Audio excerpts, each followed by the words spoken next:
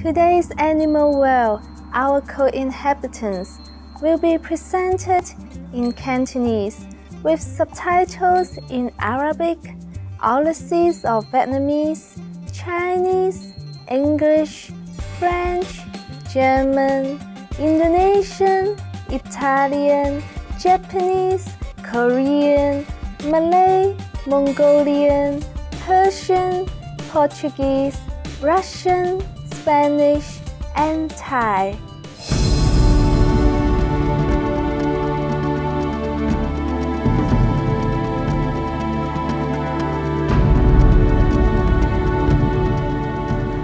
搜救犬喺最前線搜尋災後生還者、失蹤嘅兒童同登山客等等，他們隨時準備好面對惡劣嘅天候，以拯救生命。世界知名嘅慈善家、藝術家兼靈性導師青海無上師關心這些忠心嘅狗兒，並對他們深表敬佩。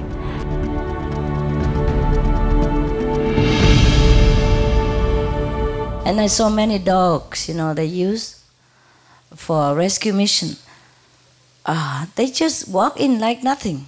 But I feel so bad about them. Dogs walk in the sharp, broken glasses or anything like that, even chemical leaking or anything, or germs or danger. And these are precious dogs. They've been trained for years. And they even lay down their life for anyone at command. You have to protect that dog.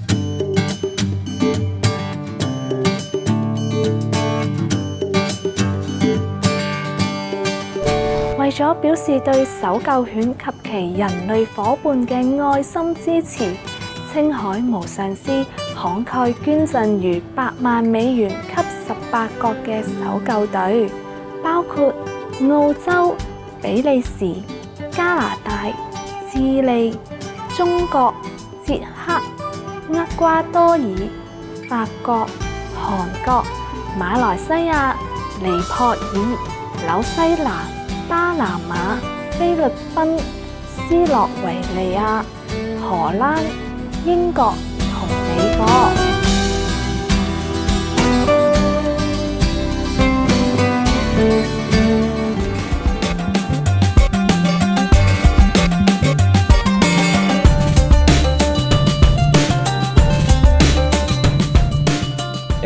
一個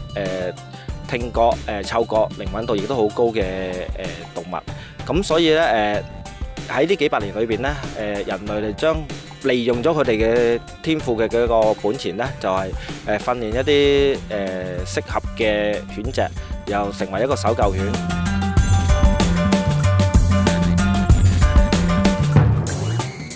狗係人類最好嘅朋友。幾世紀以嚟，他們總是喺危險嘅環境裏無私地協助人類。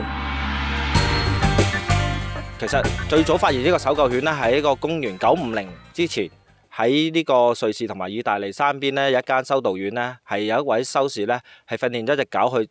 拯救山上面俾雪困住嘅人士嘅。咁呢一隻就已經係第一隻嘅搜救犬。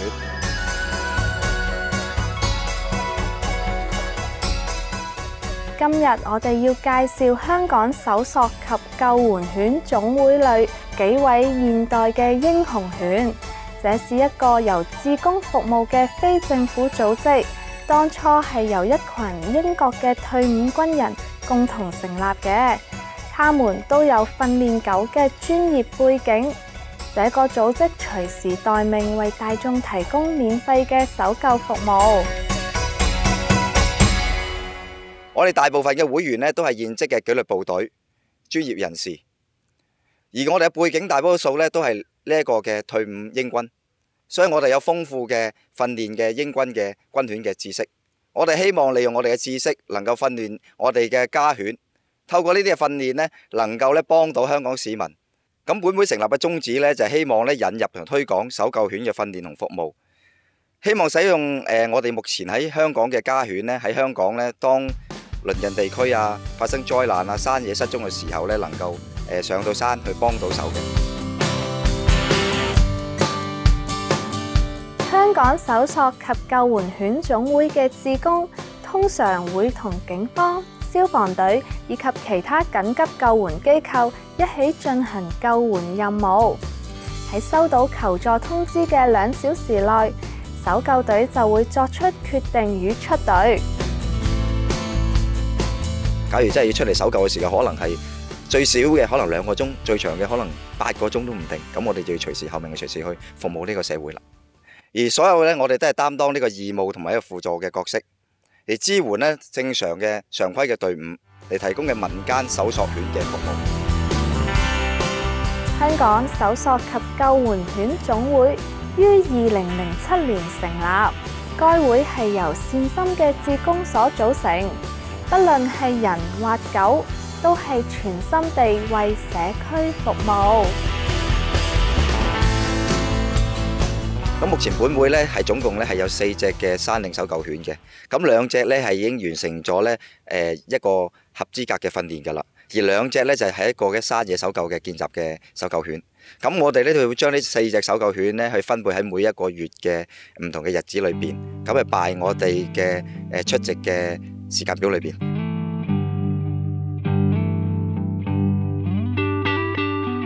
香港搜索及救援犬總會遵循美國搜救協會嘅標準原則，然後針對香港獨特嘅環境，再作出適當嘅修改。香港多山，民眾都很喜歡登山，因此該會常出動去搜救失蹤嘅登山者。所有嘅拯救犬裏邊呢，亦都有分開唔同嘅工種嘅，譬如例如大家好熟悉嘅一啲地震形式啊、冧樓形式呢，咁一啲係災難性嘅訓練，咁另一啲呢，就係一個山野嘅追蹤訓練，咁亦都有啲喺雪地裏邊嘅拯救，咁同埋一啲就係一個水上入邊嘅拯救。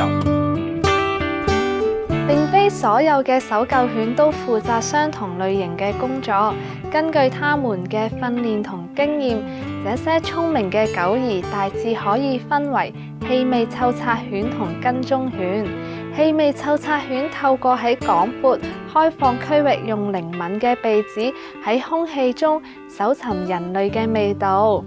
而跟蹤犬依據失蹤者曾使用過嘅物品，如帽子或 T 恤，喺地面尋找其味道。有些狗這2種技能都具備。山野搜索工作方面呢，其實係有分開一個checking 追蹤同埋一個 air scan 靠空氣嘅嗰個追蹤嘅。我哋通常都會係用一條好長嘅狗繩，然後由隻狗去跟住嗰條路線，然後帶領個領犬員去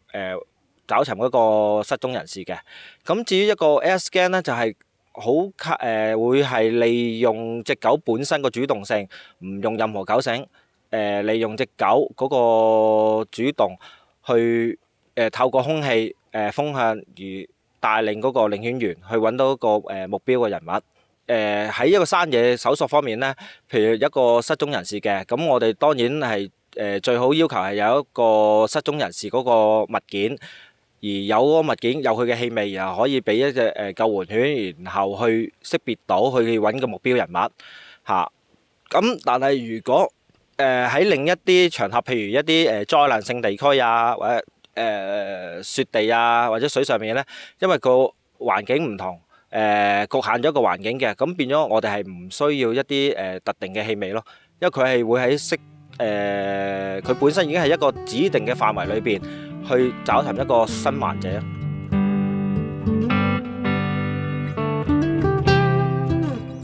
香港搜索及救援犬總會跟世界各地嘅搜救犬組織一樣，係由志工組成㗎。志工包括人及其忠誠嘅狗兒夥伴。這些充滿愛心嘅狗，往往沒有搜救工作嘅經驗。它們係人類家庭裏忠實嘅成員，並且享受舒適嘅家庭生活。那這些家犬要如何成為超級英雄犬呢？日常工作咧，亦都係帶領呢個犬隻進行一啲搜索工作同埋搜索嘅訓練嘅。咁我哋對呢個犬隻進行呢個評估咧，適唔適合做成為呢個搜救犬咧？我哋透過一啲尋找遊戲啦，同埋會帶去一啲山外啊、石間啊、石灘啊，咁係俾佢哋咧睇下環境嘅適應，睇下佢個膽量啊同埋適應能力有幾多嘅。當每一評選好之後，然後佢發覺係適合做呢個可以接受呢個救援犬嘅訓練嘅時候咧，我哋亦都係需要一個狗主咧係陪同嗰隻搜救犬咧係一齊訓練嘅，同埋喺個訓練途中咧會係去了解翻自己嗰隻狗咧係一啲特性啊，或者一啲要注意嘅事項啊，同埋喺唔同環境嘅方面咧，嗰隻搜救犬係有啲乜嘢不同嘅反應嘅。照顧狗兒嘅人可以運用狗兒忠誠與愛心嘅天性，訓練他們執行這些拯救性命嘅任務，並且給予獎勵。喺訓練過程中，狗兒享受與人相處嘅美好時光。行動結束時，狗也會獲得獎賞。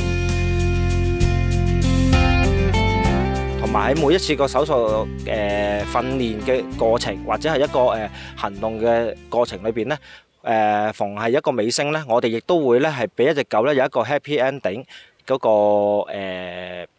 練嘅，即係其實係就係話每一次尾聲嗰時咧，我哋都會有一個簡短嘅訓練，就係話俾佢中到個目標人物，然後好開心去玩一件玩具啊，或者一個讚賞啊，等佢一個深刻嘅印象喺呢個搜索過程中，而令到佢喺下一次嘅訓練裏邊咧有一個印象去繼續做翻呢個搜索過程。其實你哋救援隊咧係需要同救援犬咧有一個緊密嘅聯繫嘅嚇。咁你哋重唔重視同埋點樣去同救援犬嘅溝通啊？同埋點樣去建立呢一個工作嘅默契啦嚇，察覺佢哋嘅需要咁樣咧？首先我哋會當我哋嘅救援犬咧係我哋兄弟一樣去照顧咯，因為救援犬咧就唔同一般嘅政府紀律部隊嘅工作犬，因為我哋係將所有嘅救援犬都會係喺做一隻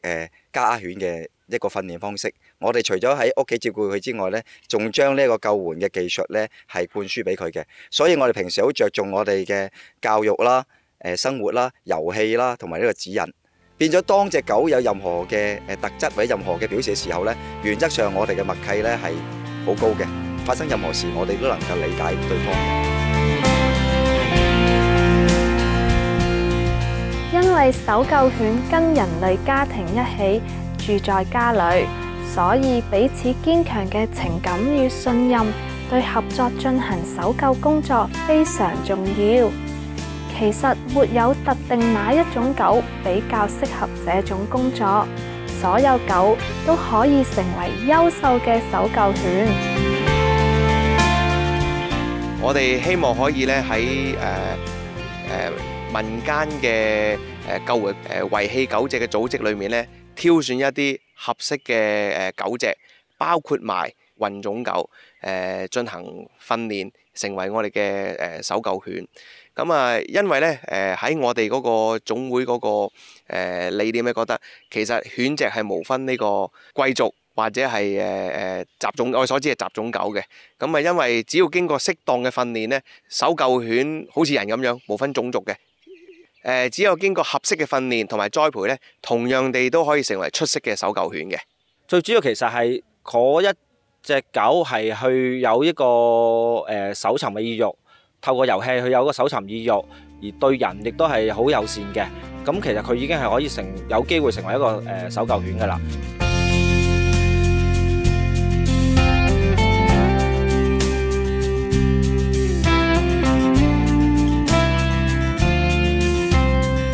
明天第2集嘅節目裏，我們要帶你認識香港搜索及救援犬總會裏犧牲奉獻嘅搜救犬。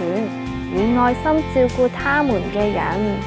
請至以下網站查詢香港搜索及救援犬總會嘅詳細資訊 www.hksard.com。感謝你收看動物世界，我們的鄰居。今天這一集嘅節目。接下來焦點新聞後將播出靈性綜藝，請繼續鎖定無上師電視台，願你永遠因內邊天堂的光而閃耀。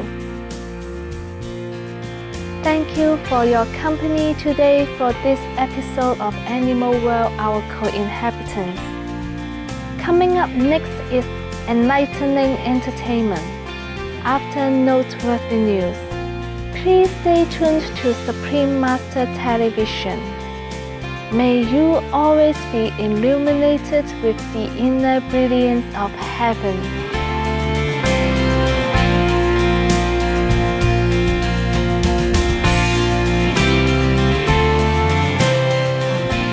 For more details, please see www.suprememastertv.com/AW.